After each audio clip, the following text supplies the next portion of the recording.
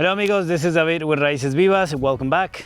I want to give you this update in our pastures. We're doing some things different from last year.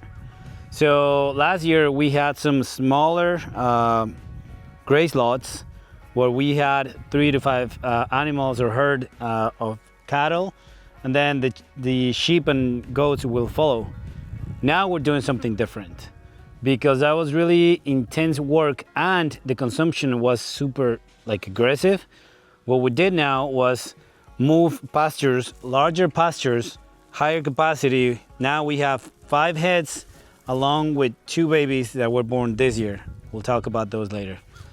So the first pasture that we started this year was that one. So that has been resting for now, 7-8 months, I will say.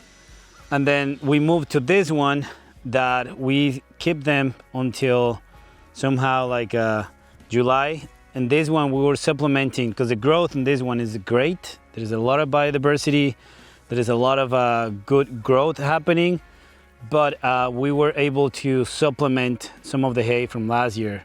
So we were able to contain them here longer and also to protect them from the winter.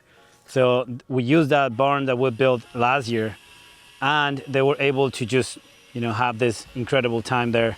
So they stayed longer in this one, and we have seen more growth of the woolly croton from last year, and we need to get out there with the shredder because we don't use any weed killers or any chemicals in our pastures. So before they spread even more, we need to get out there with the shredder and then just get rid of it. I hope that we're not doing this a little late in the season, but that's the challenge that we're having in that pasture. So second pasture of the year, then we moved to the third one. And the third one is being also really interesting because this is a different shape.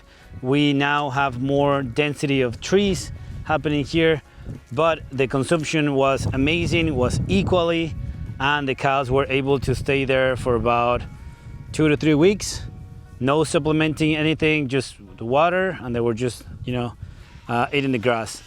We also offer them in the morning and evenings just like a few scoops of some crib feed, like 12% or something like that, protein, that they can just get a little bit more nutrients.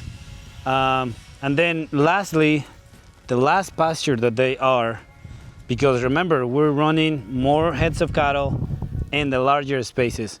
Some of these spaces were maybe some 3 to 4 acres, and then another one was like 6 to 7. This one was about 3. Now we're another one that is like about 2. But same thing, we have good growth, and this one will be moving them next week. So 2 weeks stop, they do an amazing job. And then what we're doing after this is coming in with the tractor to get rid of all the woolly croton that is growing. Luckily, we haven't got, this year we didn't have any, a lot of more weeds. It was mainly the woolly croton. And we want to prevent it to spreading. So we're blessed. We got a pretty good rain over here. The pastures were just amazing. They stayed wet longer. But now we are entering into the dry season, and that's why if you check in the calendars and also the seasons, we started off on the open pastures, no shade, no nothing.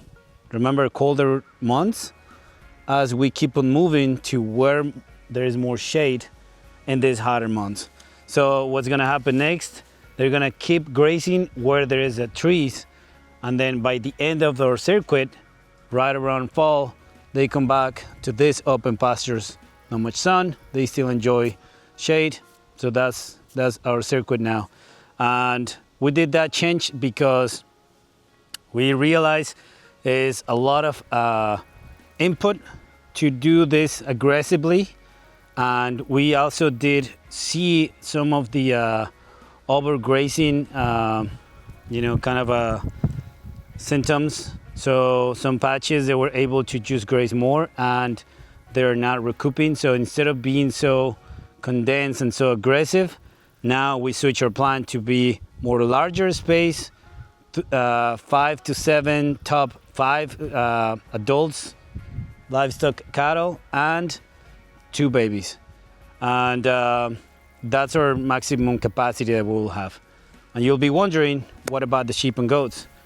Well, the sheep and goats, they've been now doing something different because they're now free roaming, but still we keep them where the cattle has been, because we also noticed last year that if we kept them confined in the smaller places, they will eat everything, my friends. So that will lead into this overgrazing, and we don't want that. So like that, when we let them free in these pastures, they're able to just get everything that they appetite. They don't stay there and like munch and like indulge with them. It's more like, okay, this is enough, I move on to the next area. They don't overgraze, and they always go back to their area where they have supplement A.